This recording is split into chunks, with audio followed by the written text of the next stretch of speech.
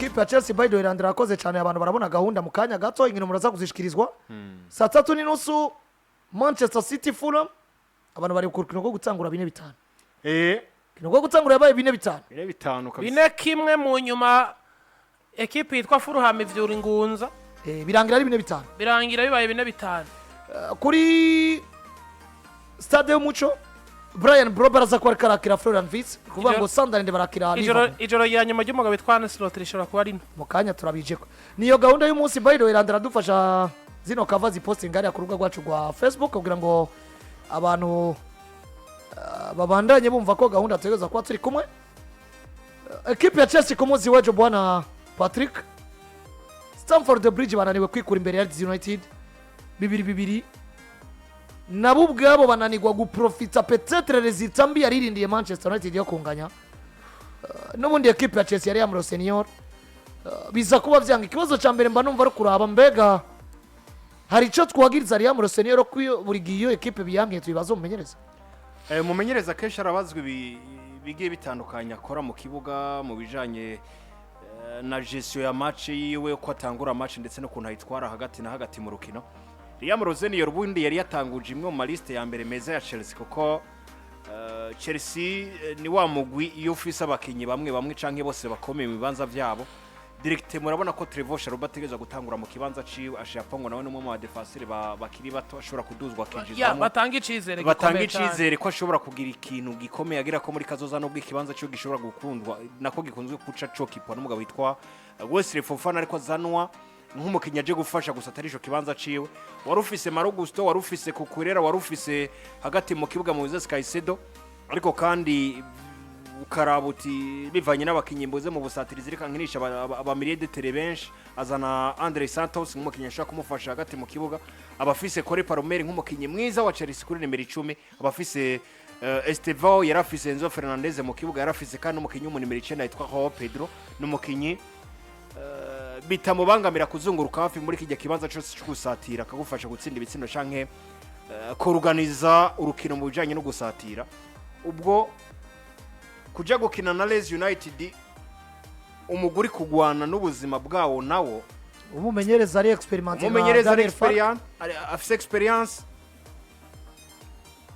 kuri Chelsea vyagaragara nk'urukino nivyo rushobora kubananiza kuko ni mentalite zishusha mugabo zitandukanye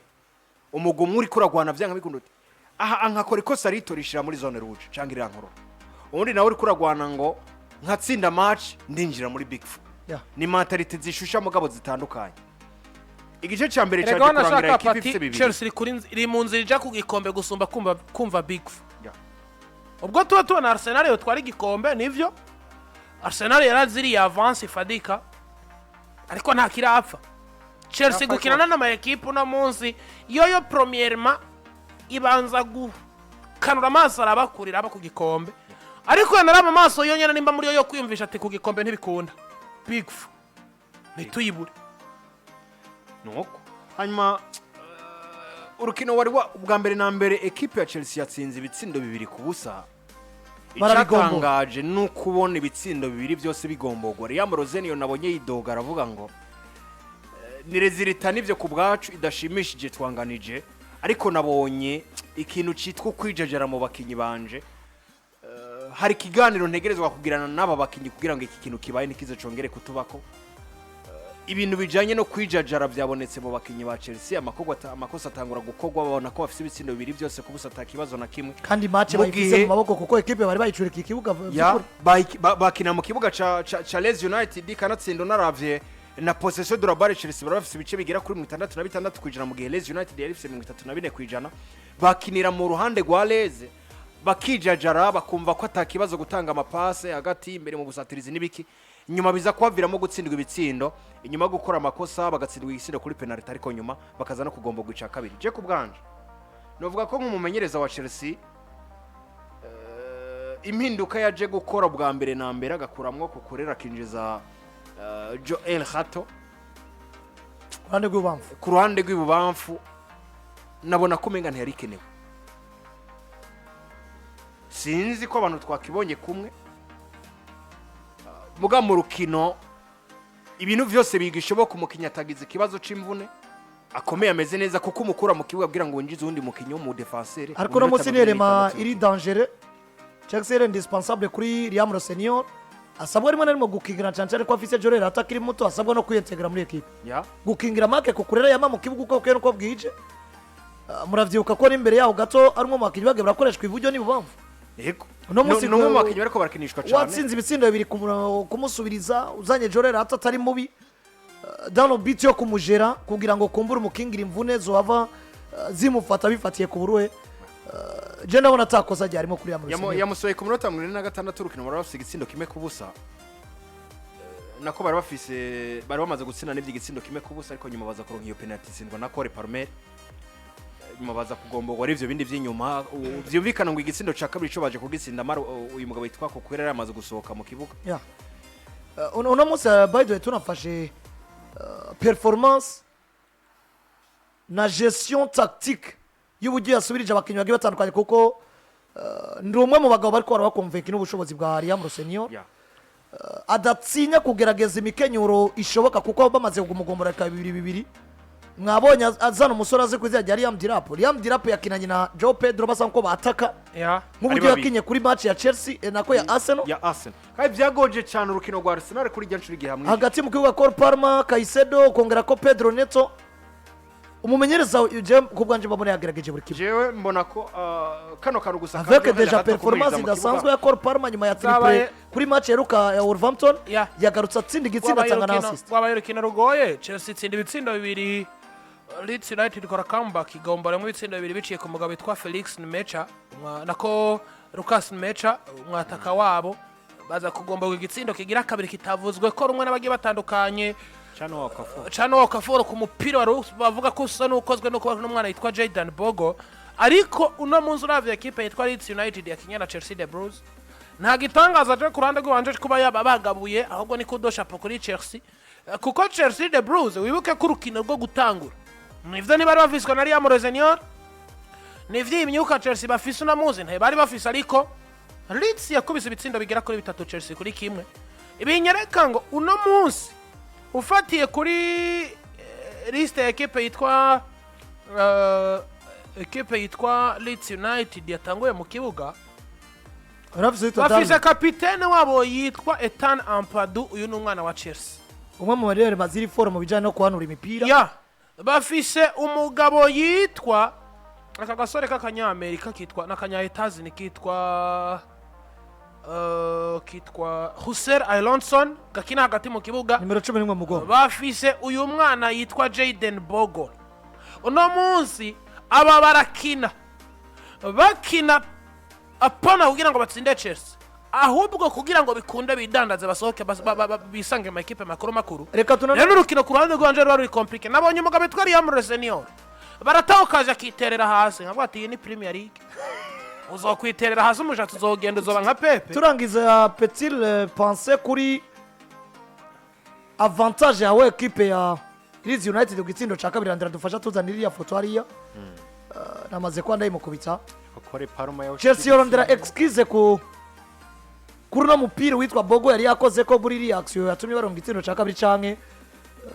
uno munsi umuhagarikizi naciye kwagirizwa kwirikosa uravye uburyo umugabo yitwa wari umupira uvuye ku ruhande kwa Okafor peut-être wari umupira uvuye Okafor niwe yatsinze ahubwo gitsindo Okafor niwe yatsinze profit wari umupira uvuye hagati mu kibuga umugabo yitwa Jayden Bogo aja muri duel no mwana Joshua Chimpong umupira uradunda awukubitisha inkokora gutya ariko aragenda ariko vyari volontaire iyi yari sinavuga ko yari volontaire yawutushije involontaire nico gituma umuhagarikiza atasifu kandi tushiri légere muri action kandi je ikindi kintu ncangaruka nkiyumvira est-ce que Chelsea the Blues excuse yakumva ngo hari umupira bakoze no ko kumagarikiza nayo dusifurira iramaze gusumba kumva yuko ari gitsinda kore Germain Parma yahushije igori rigaragara na munsi imbere yuko uja kurondera excuse ku makosa yabakozwe no muhagarikize canke n'abakinya diverse tangura umenye ngo mbega twebwe twa produit ivyo twaronse nk'ama occasion etagomba guvyara ibitsindo twaya concretije urane gwanje Jenino nta kosa ari hari kuko yabaye action gukora ku mupira n'amaboko involontairement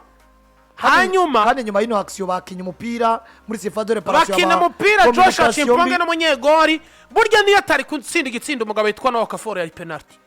kubera kuravye uburyo Gardia yasohotse kurekipera umupira yagonze umusore mugonganisha na Noah Kaforo na Joshua Chimponge umupira umusore yamaze kuwukina Gardia arawupangura agonga umukinyi tabira occasion yitwa Kore Parma yahushije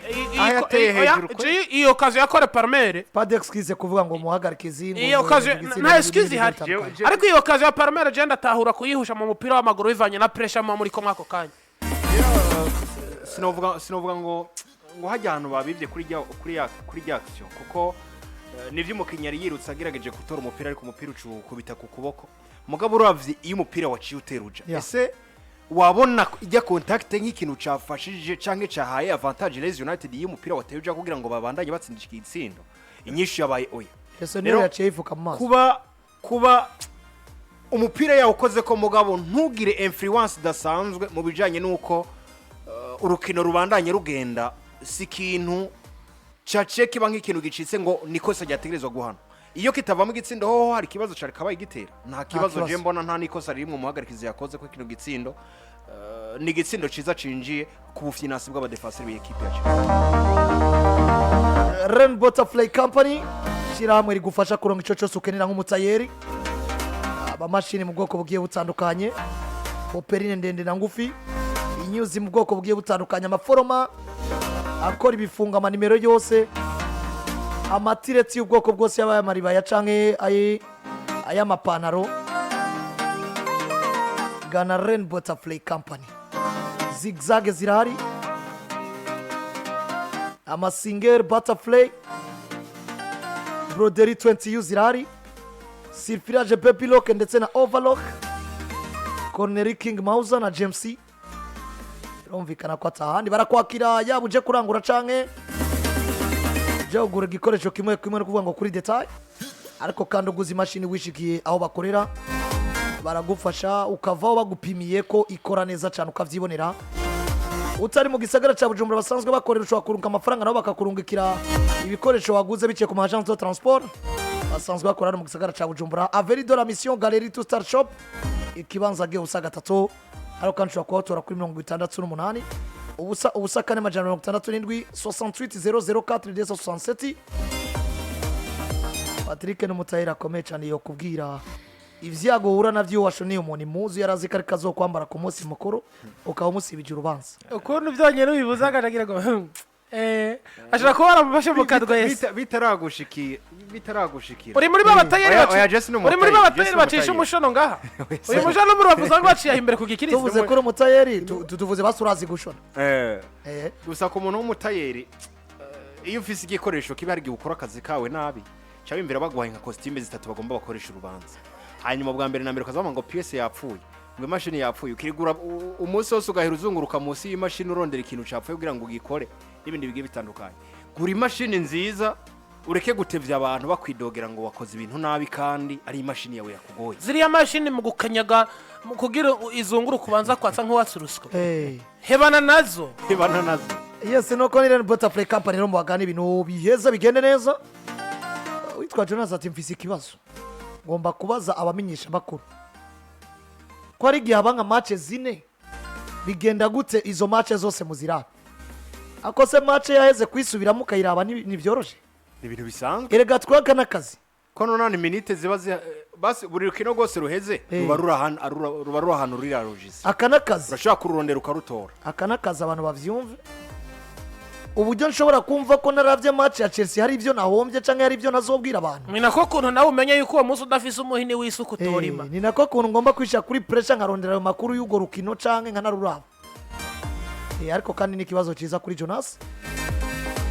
kuba ari umwe mu bantu nabo bavuga ati nanje ndifuza kumenyesha amakuru w'inkino birumvikana bibameze neza cyane ati hano si atarakwiye agashimwe kuko nakurikirana ibiganiro ariko yamubwiye ko amaze kugahabwa agashimwe aramaze kukaronka vuba cyane n'ubundi araburonka ariko n'abandi bazobandanya baburonka duca muri equipe ya Liverpool bafite urukino uno munsi kuri stade y'umuco saa 4:15